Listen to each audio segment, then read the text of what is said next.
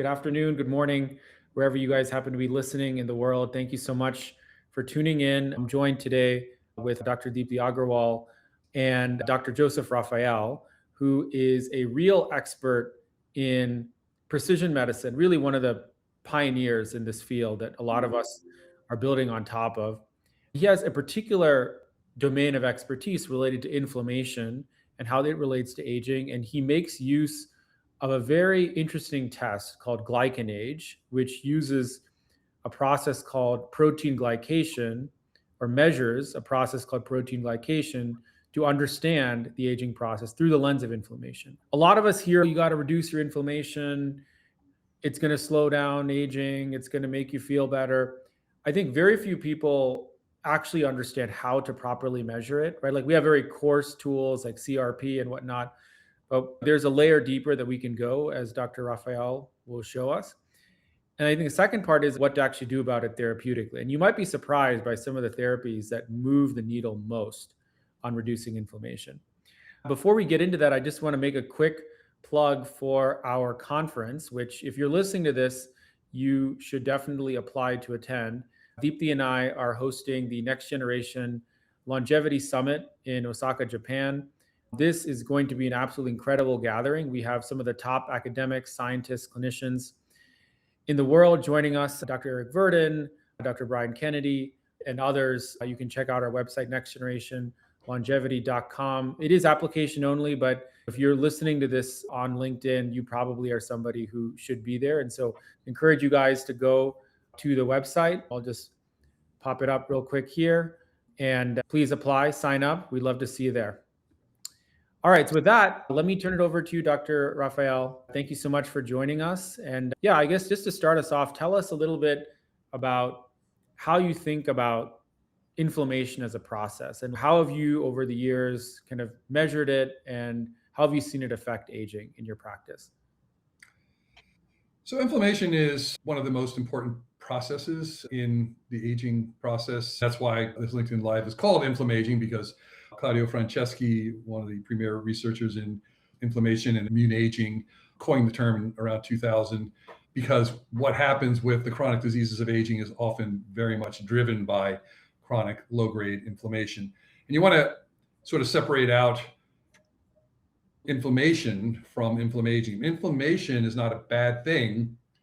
That's how the immune system works. You have an acute infectious insult.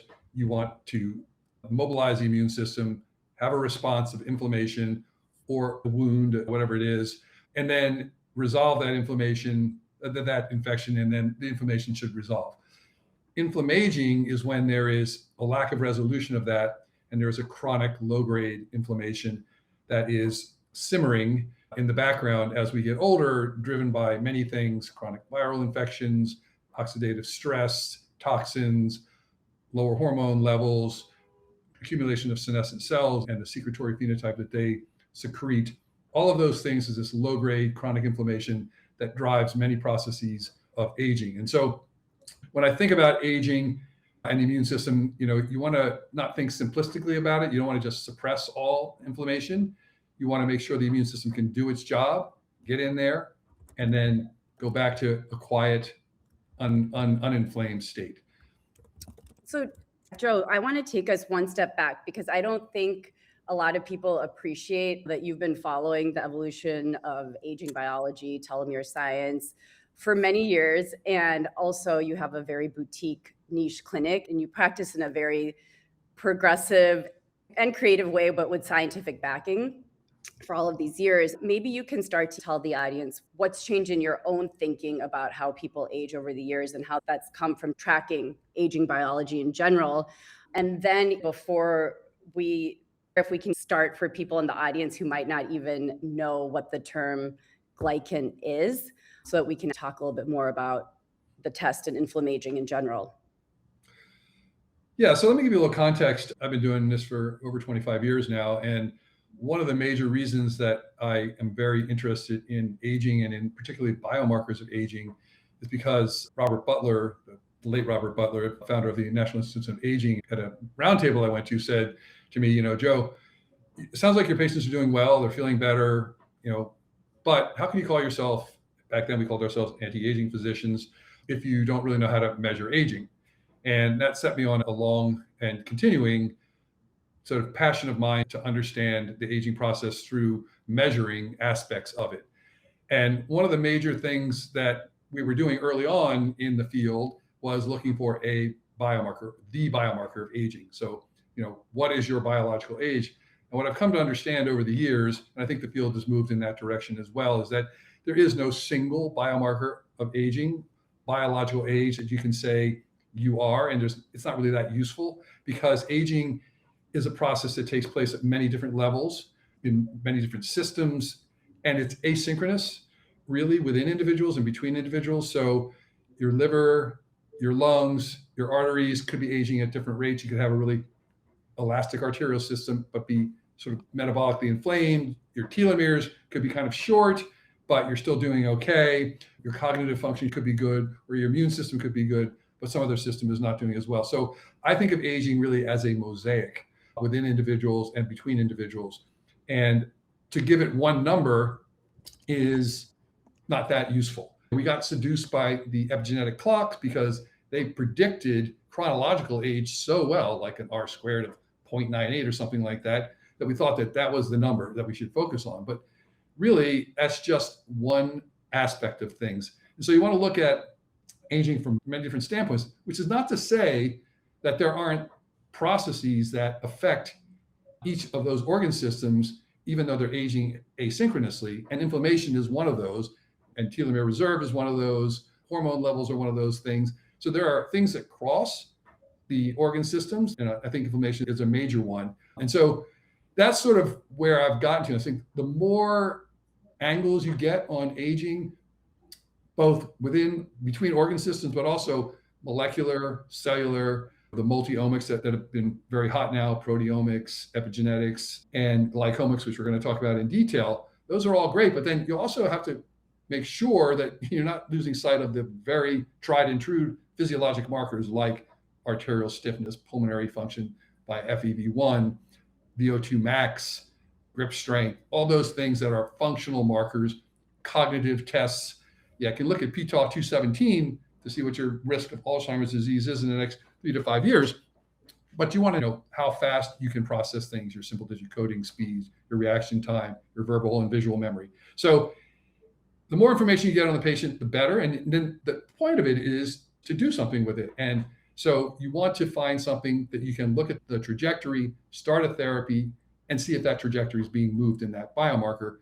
That can cross over into other ones, but you want to assess, treat, reassess, monitor, and continue that process. And that's what longevity medicine is. That's what precision medicine is. Got it. So let's get into the crux of the thesis here. So we've talked several times about glycation. Can you tell us more what that is and how it relates to inflammation? Glycosylation. Yeah. So it's a very common thing, and I think that's why I should bring it up. Glycation is different from glycosylation. Glycosylation is the bigger mouthful, and glycation is what happens when it's a random process of damage where glucose gets attached to proteins, like hemoglobin A1C. Glycosylation, on the other hand, is a regulated enzymatic process in which other types of sugars, not glucose, and strings of sugars get attached to proteins, lipids, and alter their function. It's really the fourth revolution in evolution for signaling.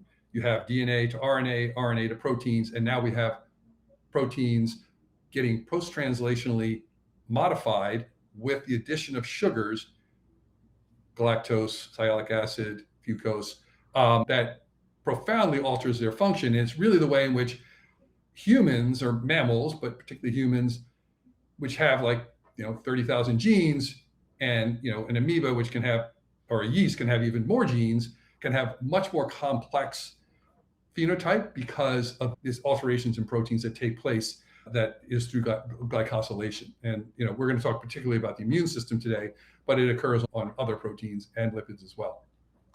So then, go ahead. Go ahead. If you were finished your thought. Well, so I was just going to say that just the take-home message is glycation's bad. That's what happens in diabetes. advanced glycation end products, hemoglobin A1C being sort of the paradigmatic one that we think about.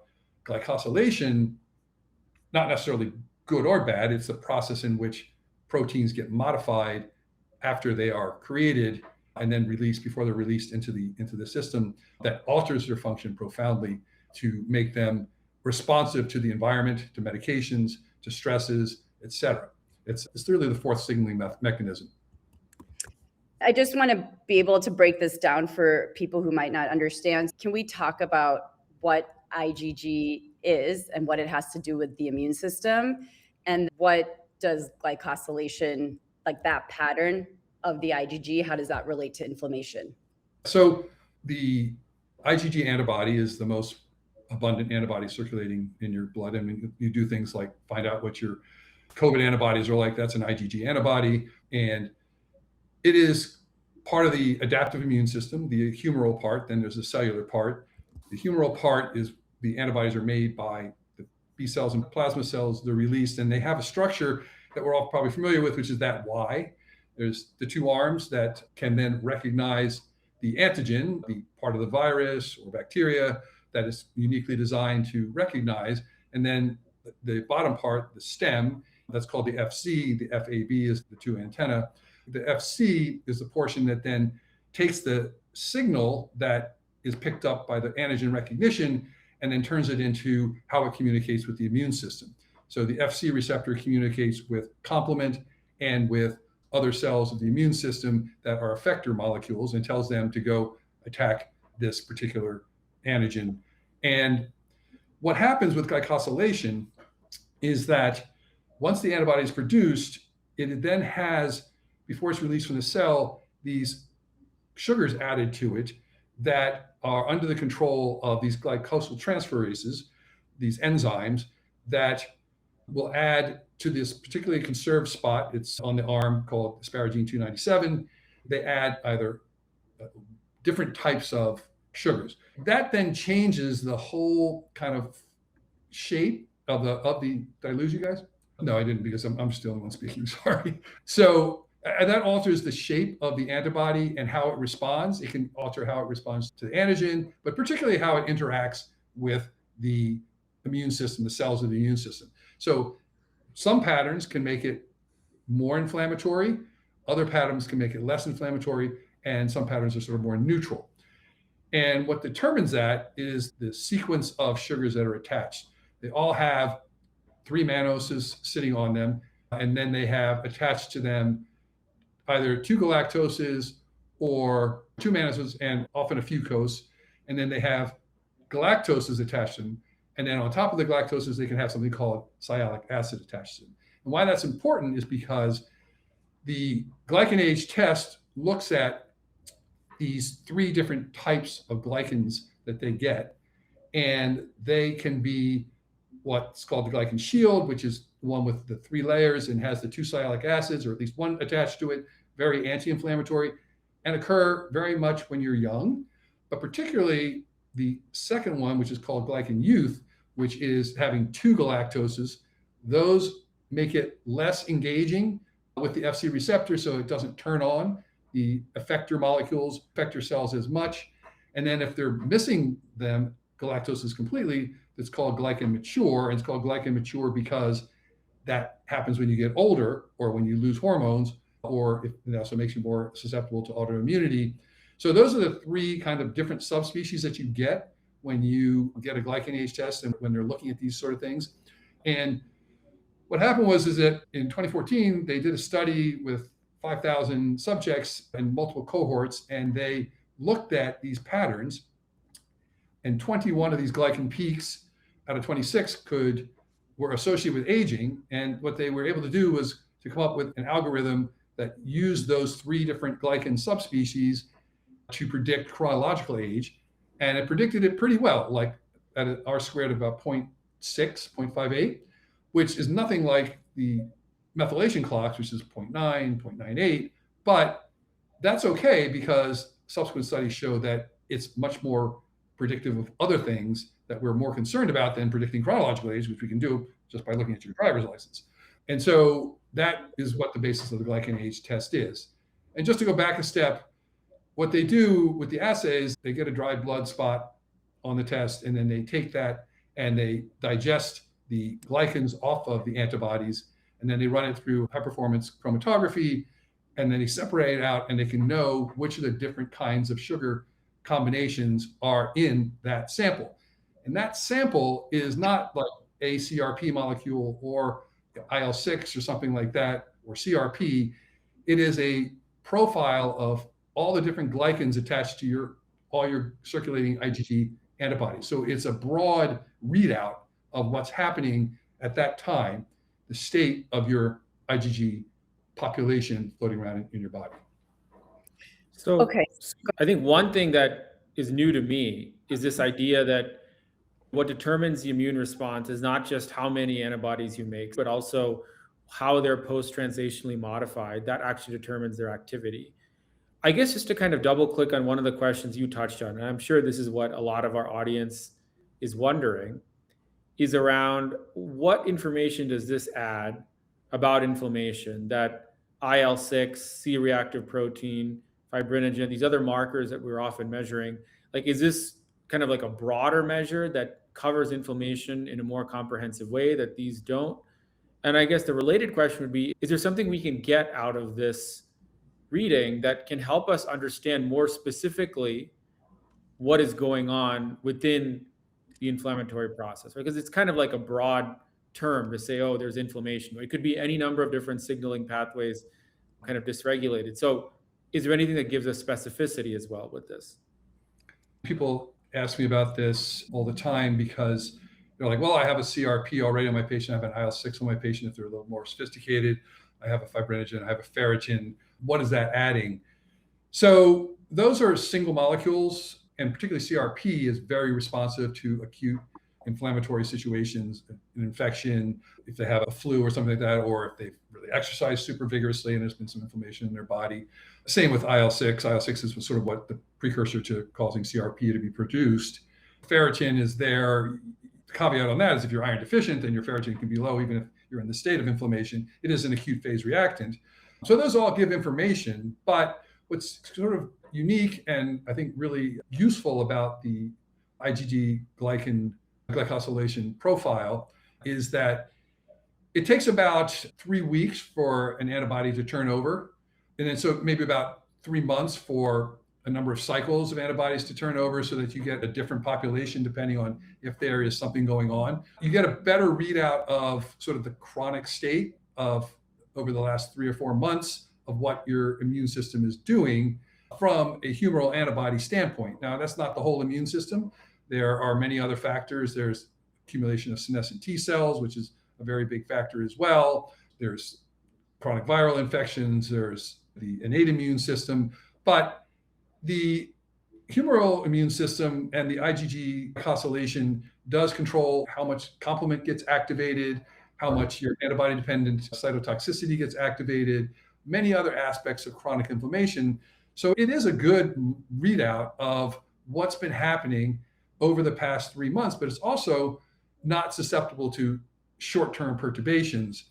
I kind of think of it, and this is, of course, again, not to be confused with glycation versus glycosylation, but I think of it as sort of a hemoglobin A1C for inflammation, just like A1C is for chronic glucose, whereas CRP elevation might be like a glucose level that you get. It's a more short-term measure. And so when you do something to change it, things like losing weight, particularly visceral fat, reducing stress, getting rid of chronic infections, when you remove those, you want to see a change in the glycan age over that next 3 months. And then if you see that it hasn't changed over a year, then you've got a pretty stable readout of what's been going on from overall immune function, and which we'll talk about a little bit more. That has been associated with many other outcomes in chronic disease states. If we try to make this a little bit more practical now that we've talked about the science. So if a healthy, quote unquote, someone that thinks that they're relatively healthy, let's say 40 years old, walks into your office, what would they expect to learn about themselves from a glycan age test? Yeah, that's a great question. And when the question is, we have a lot of different tests at our disposal. Why should we get one test versus another test? What's it going to tell me if I get this test that the other tests that I'm doing aren't telling me? So no one's completely healthy. There's usually, everybody's got, like I said, a mosaic. Some systems are functioning at a level much older than chronological age. Some are much younger. And so what the glycan age helps you do is to figure out if they're, let's say you come in and you're 40 and your readout is 50. The first thing I would say to the patient is that does not mean that you are biologically 50 years old. Okay. Don't think that way about it. What it's saying is that your IgG glycosylation pattern, your glycan pattern and your IgG antibodies is most similar to the reference population of 50-year-olds. Now, that's not a great thing. You would rather it be 40 or younger. But then if this is a very healthy person and has no symptoms or anything like that, then I might want to start looking for things that we know are associated with a higher glycan age relative to your chronological age. And those are some of the things I've mentioned. Chronic inflammatory state. Do they have a wisdom tooth that is, or an abscess in their mouth that's smoldering that they didn't know about because it's really kind of asymptomatic? Now, CRP may pick that up as well, but it could be something like that. But sometimes CRP isn't even going to pick that up. But more commonly, this healthy 40-year-old may have a little bit more visceral fat, even though they're not overweight. And why do they have visceral fat? Because, they're not exercising, they don't have as much muscle, they're not weak, but they have an early insulin resistance. And so these things are picked up by the glycan age test. A particularly important contributor to that could be that they have low testosterone, because low testosterone, through its conversion to estradiol, so having then low estradiol, can cause you to have a higher glycan age. And that can unmask a relatively low testosterone level that, sometimes patients come in and go, I'm pretty healthy, and loss of libido and loss of sort of vigor and that kind of stuff is insidious, and they don't really complain about it. I get testosterone on everybody at baseline anyhow, but let's say they haven't had one. If you have a glycan age, and it particularly shows that the mature component is hot, well, you want the mature to be low because you don't want to have a lot of them, because that means you have a lot of agalactosylated, no galactosis, so more inflammatory. If it's high, the mature is high, then I would get a testosterone level and see if their testosterone level is maybe not below 300, but it could be 400, and it's not converting enough to estrogen, and we're not getting enough of a signal to keep those IgG glycans with a more anti-inflammatory profile than a pro-inflammatory profile. Estradiol does regulate one of the major enzymes that it's called B4-GALT1 that puts the galactoses post-translationally onto IgG antibodies. There's a couple other estrogen responsive ones. But that's why I think it's helpful. I mean, to know that. Now, let's say you get one that's 10 years younger. You're like, well, that's great. But patients never ask questions about that. They're like, okay, fine. I'm good with that. But that doesn't mean that you are, 30. It means that right now your pattern is more like a 30-year-old. Let's try to preserve that. And if it starts to drift up with subsequent tests, then we have a good baseline to know that that's a problem. And we're seeing a trend. Everything in precision medicine and longevity medicine, you get information from a snapshot, a single test, but longevity requires tracking trajectory. And that's where these tests really become useful, because they're fairly stable if the situation doesn't change physiologically. I mean, my glycan age has been within 3 years of itself for the last 6 years. And you're smiling because I'm not going to tell you how low it is. Yeah, well, you're clearly not aging both visually, I'll say, and mentally, certainly. And then just doing the math off what you just said, it sounds like you're doing a lot of things right for yourself. My lungs are older. That's my weak system. As I smoked when I was younger, maybe my I have a mosaic as well. And that's why I'm addressing those systems. One of the reasons why mine is so low for the glycan age is because I've been on long-term hormone optimization, and I do all the other things: exercise, keeping body composition in good range, stress reduction, not as much as I'd like to, but I'm working on that. So can we just double click on something you just mentioned, which I think is super interesting? I know you and I have talked about this, Deepti. You touched on the fact that hormone replacement therapy, testosterone, estrogen, has a profound effect on this. Can you use this test to titrate HRT or TRT? Yes. So I would put that in the category of, I think that that is something that we will be doing, but we don't yet have clinical trial evidence to say that that is a completely evidence-based thing. Do I do that in my practice? I'm starting to, because of how important I think it is to keep inflammation low from this IgG glycosylation standpoint. When you adjust hormone therapy, you should, as a clinician, adjust it from never from a single number, never from just a lab test. And I think the most important thing is now, particularly with regard to hormone therapy, is not just from a symptom standpoint either. And so that gets to your question. For a long time, we were like, for symptoms only, treat with the lowest possible dose for the shortest period of time. And I think that that's thinking of hormones as, particularly estrogen and HRT and testosterone and male hormone therapy, as just a symptom-based therapy. And I think of hormone therapy for both men and women as whole body system optimizing, regulating molecules. And you want to look at all of those systems. And so I think the future will potentially have in it where, even though the hot flashes are gone, the vaginal dryness is gone, they're thinking pretty clearly, energy level is good, but the glycan age is still 5, 10 years older. Should we perhaps alter it, the hormone therapy? Well, mainly we would do it if the glycan mature is still pretty high, because that's the one that's most estrogen responsive. I have done that in some patients. Now, I don't think that that's yet at the general guideline standpoint, but I think that is something we're going to see in the future. And I think the clinical trials will be done at some point. I should just say as an aside, the damage of the Women's Health Initiative has been getting undone over the last 25 years or so, but it's still not completely undone. And there is so much more research that needs to be done on how to optimize hormone therapy, route of administration, timing, cyclical versus non-cyclical, all sorts of things that I hope now start to get funded so that we can understand what's the best way to optimize it in a precision medicine way, in an evidence-based way. I think that IgG glycosylation, because of how it's profoundly affected by hormone therapy, will be part of that calculus. So 2 questions. So what other things are you seeing move the needle then for the test? Like, one that you present a lot of data on is hormones.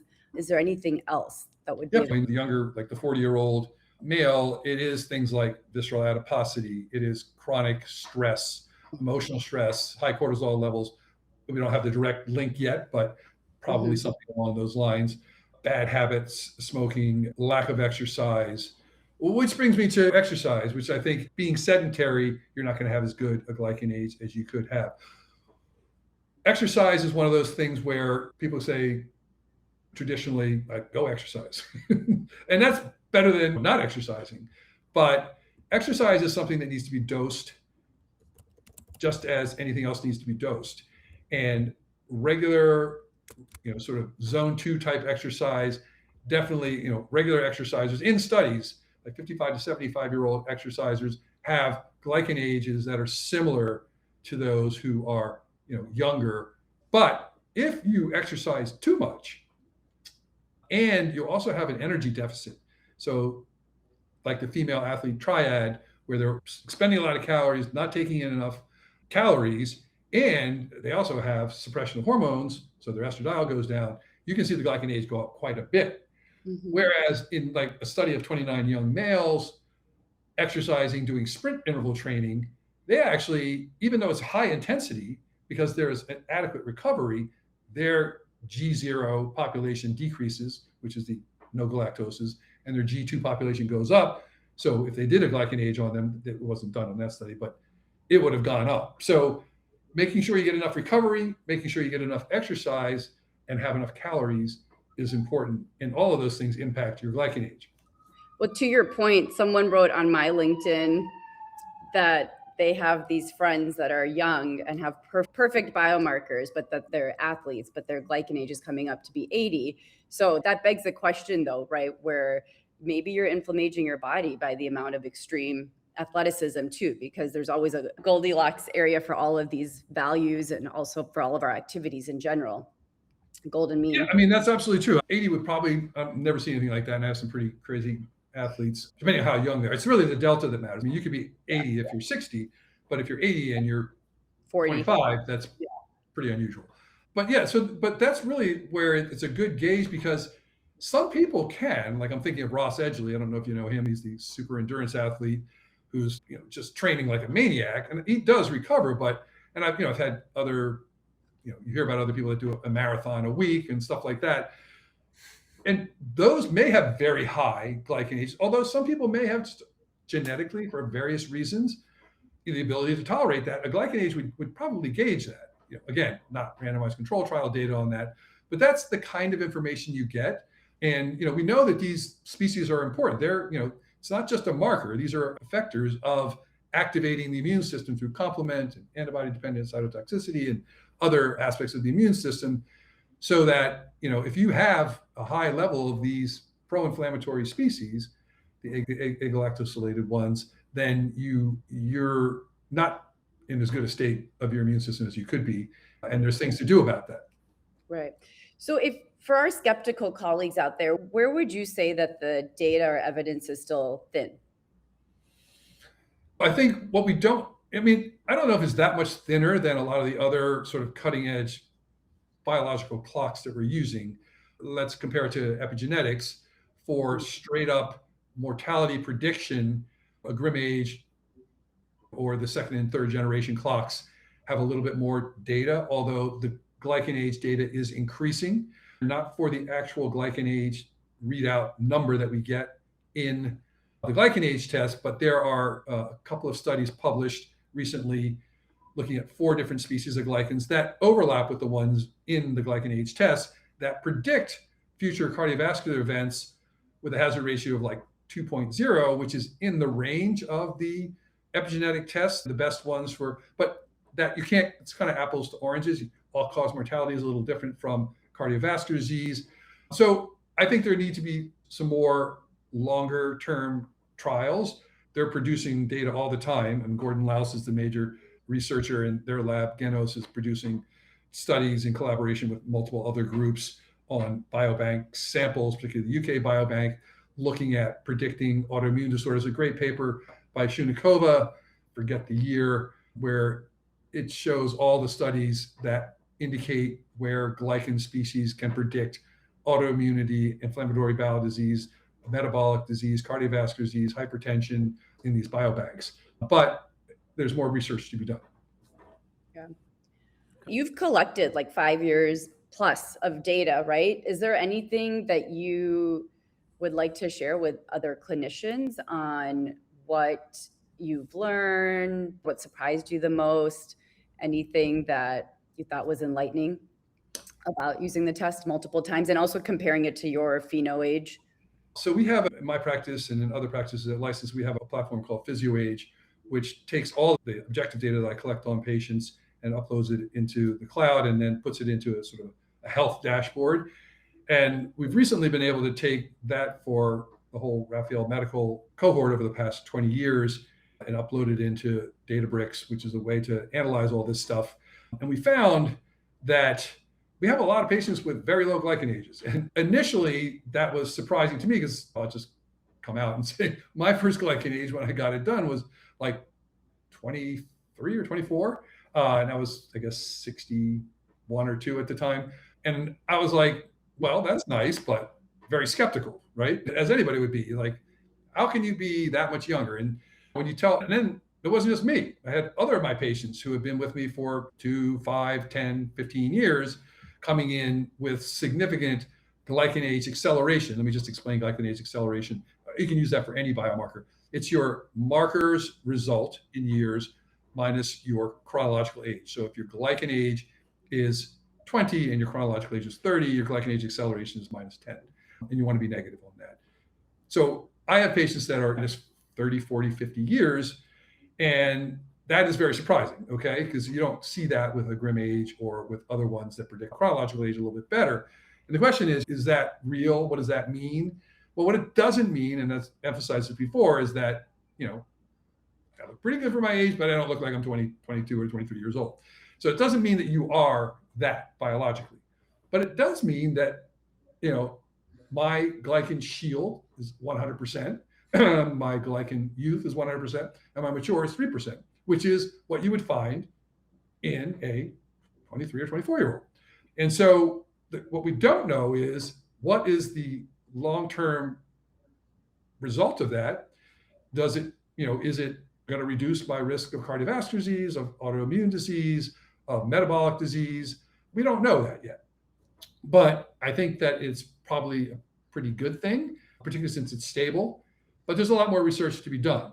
And I would say that's true. It's not just glycanase. Like, I have patients that come in and we measure cardio age, which is a measure of your arterial stiffness, pulmo age, which is your FEV1, which is also think of your lung age. Everybody, as I said, is a mosaic. Most patients have at least 30 years of difference between their youngest biomarker and their oldest biomarker, including all the molecular, cellular, epigenetic ones. And so we're all just a mosaic of things. And I have some patients come in with, on their initial evaluation with a glycan age of 20 years older, a glycan acceleration of 20, which is not good. And that's something then to focus on. So I think over the years, I was most surprised at how much of a delta there can be. Okay. But I think partly that's because in my population, there is people that they're highly motivated to keep their body composition in great shape. They're at usually ideal body composition. They have great exercise habits, stress reduction. They're doing everything right. And then their hormones are optimized. So that's why I was surprised to hear when I was at the conference that you and I were at, Deepti and Dubrovnik, that my practice has the lowest average glycan age of any of the 2,000 clinics that they work with.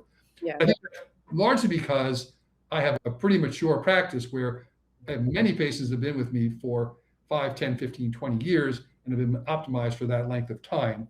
But we do see patients when they come in having maybe 5 to 8 years younger than average. Their glycan age is negative 5 to 8 in terms of their chronological age. So there is a healthier population that comes in, but it's not like the average, which is minus 15 or minus 25 for females and males in my practice.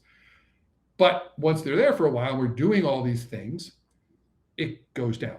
It's a minus per year and minus 2.2 or something like that for males. So if you do all the things that we do in longevity medicine, if you attend to all the aspects of aging, optimizing. So for instance, the glycan shield can be affected by reducing toxin burden, improving vitamin and nutrient levels. The mature is very hormone responsive. And so if you're attending to all those aspects of aging, we haven't teased it out yet. We don't know exactly which ones are doing it. Then you can see this in your patients. You can see this reduction in glycan age. And I would be extremely surprised if that doesn't end up being shown to be a very good thing over time with further studies. So along those lines, how long do you wait to retest? Like, how long does it take to see the effect of, let's just say, TRT, HRT, or any other intervention that would manifest itself in the test itself? And so because of that half-life of about 3 weeks or 21 days, you're going to get some signal at that point, but it's kind of like an A1C. Remember, if we all of a sudden put someone on GLP-1, they start losing lots of weight, their blood sugars come down, we're not going to see their A1C move much in a month. We'll see it move somewhat, a fraction of it, but we're not going to get the full change until that 120 days life of the red blood cell is completely turned over. And then we see what the new set point is. And so about 3 months is the earliest that you're going to see for like a hormone optimization thing, which is can have the most profound effect. I've seen glycan ages drop 10 years in a year of going from very little estrogen to very good estrogen therapeutic levels. Lifestyle changes, I think I see that taking a little bit longer because they're usually not as dramatic, although with the GLP-1s, they can be more dramatic. And then, a readout, as I said, after a year is sort of what your long-term state is. But so I check it when I'm actively moving things. But sometimes if I've seen a big change in other markers like weight, blood sugar, hormone therapy, et cetera, and when in the first year that I'm actively adjusting the therapy of a patient, seeing them 4 times quarterly in the first year, I will sometimes do it after the first 3 months, almost always after the first 6 months. After that, as I'm tracking things, if it's steady, I'll do it yearly unless something changes. Got it. And, I would be remiss if I didn't ask about peptides. We got to ask about it. I mean, we can probably infer what the effects might be, right, based on how glycosylation works and so on. But I'm curious, like in your population, now with decades of experience, is there any effect that you've seen particular peptides seem to have? And again, this is not clinical evidence or anything like that. This is just your own experience on glycan age. So this is an easier question for me to answer because I don't use peptides a lot in my practice. I initially used BPC 157 for a bit, and I think it's probably relatively benign. I don't know.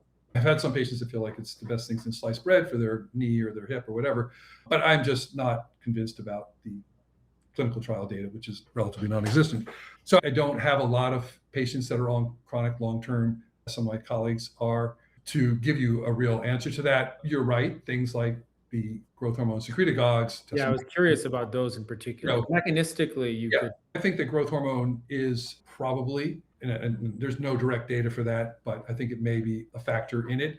There's some evidence in some studies that it can help with thymic rejuvenation. The TRIM trial, previous study, Napolitano, showed some growth of the thymus. And also, these are also lipolytic. Tesamorelin Agarwal is approved for getting rid of fat, and having visceral fat is not a good thing. And there's great studies showing that growth hormone can reduce visceral fat quite significantly after 9 months therapy. So I would not be surprised if my colleagues are seeing a signal like that. The ones that affect the immune system, I don't use them, so I can't give you an answer. So maybe there's two questions here I think that maybe we haven't touched on. So one of them, so glycans move much faster than most aging processes can be modified. This is why I'm not entirely convinced that we can regard them as a true aging marker rather than an indicator of the immune profile. Could you elaborate your thoughts on this? I mean, that's an interesting perspective, but I push back on that and say, you can say the same thing about hemoglobin A1C. It moves pretty fast, 3 months or so, 4 months, if you profoundly change your average glucose level by whatever you're doing. And there is long-term data that maintaining that hemoglobin A1C in that range lowers your risk of all the complications of diabetes. We don't have that long-term data for lowering glycan age, so I understand the skepticism there, but the parallelism is almost exactly the same. And so I wouldn't level that as that's a good thing, really, as far as I'm concerned. The problem with the methylation clocks is that I don't really know what moves them. My friend and colleague, Cara Fitzgerald, was able to move it by 3 years with a Mediterranean diet and some supplements, but 3 years is a reasonable number, but there's bigger changes. If we're getting a bigger change like this, the real question is, and that's where the long-term data is going to be helpful, is does that result in the same thing that a big change in lowering hemoglobin A1C does? That's the open question. But I think practices like mine that collect data regularly are going to accumulate a database of this sort of thing. And hopefully over time, we'll be able to report that out and not have to wait for the large randomized controlled trial that looks at this. But those trials should be done. And I think that they will probably show that doing this really does help quite a bit. Right. That's the other question that I think is probably a lot of people are wondering. So I often see elevated glycan age in entrepreneurs and founders. So we, stressed out people. How do you approach this when the rest of the blood work looks stellar with no apparent intervention points? Most of these individuals typically can't slow down due to their workload.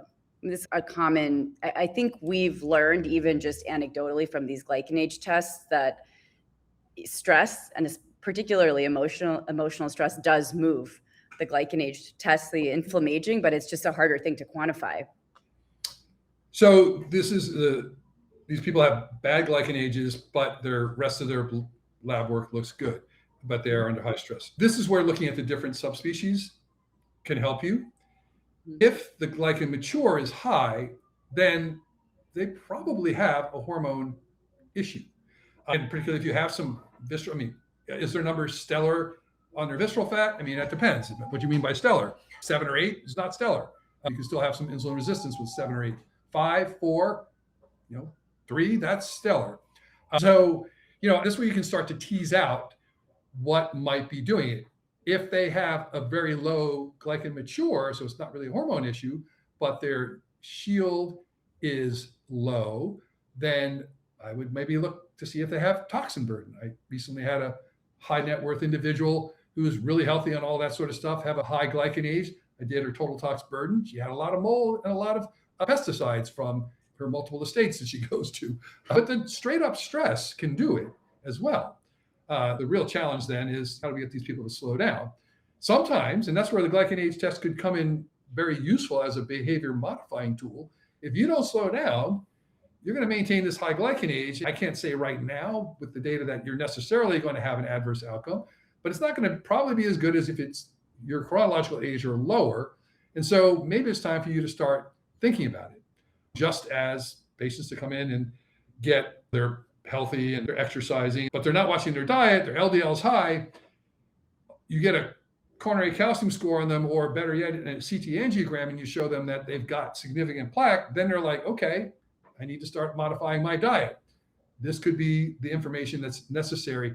Everything else looks good, but you're still reading out as having a high pattern of IgG glycosylation that is giving you a high glycan age. It's not your hormones. You got to cut back on the 20-hour work days and the chronic insomnia, sleep deprivation. And so that's another way that could be used. But really look at each of the three different readouts. And the mature is the one that is really very hormone sensitive. And this guy, or even a female, maybe she's on hormone replacement therapy, but it's low dose hormone replacement therapy. The symptoms are gone, but her free estradiol is just not high enough to bring down her. And that's often a thing that we see a lot, like because of the whole insistence on symptoms only, lowest dose, because we worry about breast cancer. I think that there's a level, and it's usually a little higher in women in my experience, that is needed to drive the mature down to a level where the glycan age comes down to what it should be. I mean, the reference population is an average population. They're not exercising a whole lot. They're probably modestly overweight. My patients that come in that are doing all the right things, they're usually 5 to 10 years younger. And so if they're not at that point, then they probably don't have optimal hormone levels. So that's an area to look at. Do you feel like you have enough experience at this point to see if there are any ethnic differences with how glycan age behaves or responds? I would say the answer to that is no. I mean, I have a largely Caucasian population. I have patients from all over the world, various different, but it's not a large enough population to necessarily see that. I have seen that in telomere length, and that's borne out by the literature that some populations have shorter telomeres than others. And that's largely because of the level of, I think, cytomegalovirus and other things, some genetic components to it. I mean, Gordon Louse might have a better answer to that, and Nina, the CEO of Glycan Age, but I can't see it in my practice yet. I mean, just zooming out, like from a first principles perspective, like when I first heard about this connection between hormone replacement therapy and glycan age, which if we take that to be a proxy for inflammation, I was initially kind of surprised by that, because we typically think of hormone replacement therapy, testosterone, estrogen as being things that, and again, this is a very coarse description, right? But like these are things that generally are going to promote kind of cell growth, like kind of, proliferate, not proliferation in a negative sense necessarily, but just this is not a kind of cell maintenance or cell turnover or like autophagy inducing type thing. Right? Suppressor, yeah. And so we're typically, when we're reducing inflammation, we're typically often thinking about things like that will act on those pathways, right?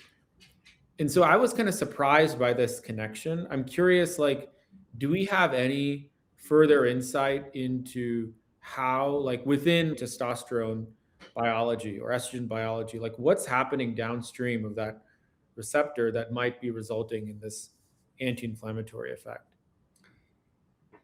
Let me answer that part directly, and I want to step back about immune aging in general. I alluded to it earlier, maybe quickly, but there is reasonable evidence that the enzymes that regulate that glycosylation of the galactosylation in particular are under estrogen control.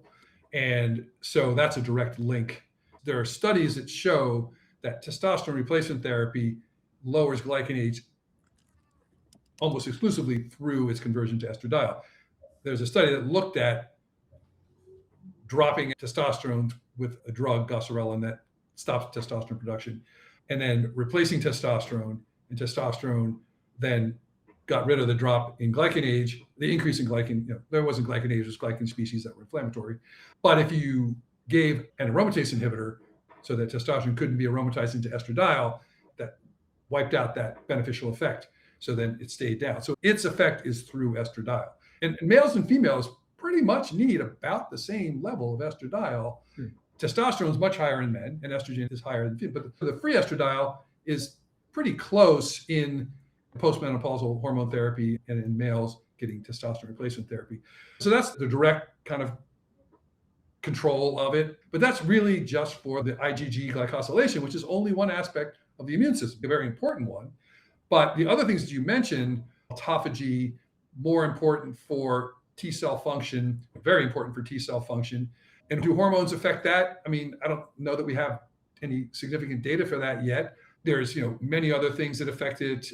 The innate immune system's function controls inflammation to a certain extent. So, but, I think that you want to step back a little bit and say that also, and think differently about hormones going forward, which is they aren't just about that sort of thing.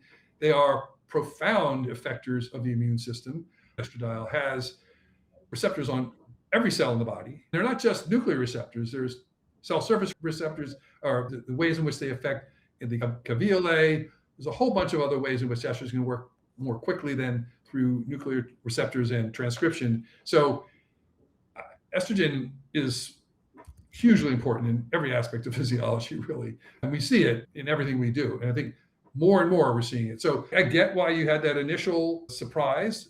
But again, I think it's not affecting necessarily those other things like increase in senescent T cells, decreased function. I don't think it has that much effect on thymus. Testosterone does. Androgens cause the beginning of thymic involution. So there's a whole other question there, what to do about that aspect of it. I think there's just so much more research to be done that we need to start thinking about these molecules. And there's a whole movement within menopause and ovarian aging to not call them reproductive hormones, but to call them system-wide regulators. The ovary is not a sexual organ. It is a major endocrine organ that regulates many aspects of physiology. Well, to that, Joe, what kind of messaging, if you could leave clinicians with something about inflammaging and modifying the aging trajectory, they should take away to their practice and all the experience you've had and what you've learned, what would it be? Well, first thing I'd say about inflammation is that it's not about suppressing inflammation. You want your immune system to be effective and smart. You want it to be able to respond quickly, but then briskly respond to a wide range of antigens, and then also to stop responding and resolve that inflammation. So that's what we want to do. But that's a very tricky process, and it happens at multiple different levels. So, I really think of the immune system as the queen system because it kind of affects inflammation and affects multiple organ systems. And so querying and monitoring the immune system from multiple different angles, I think will give you a really good idea about how to control the aging of your patient's physiology and their susceptibility to disease. So look at it from the glycan age standpoint, look at it from the lymphocyte subset standpoint, from the senescent cell standpoint. There's many different aspects to look at it. And those would be the levers that as we move forward with precision medicine, that we're going to get better and better at adjusting to keep people with the most youthful immune system, which is the smart, diverse, and quickly resolving immune system that you have when you're young, as opposed to the immune system that's noisy and chronic as you're older. I think glycan age and monitoring your IgG glycosylation can help see one aspect and a very important aspect of that. And we have really great tools for reducing it, particularly through the mature species and hormone therapy, but also through weight loss and stress reduction, et cetera.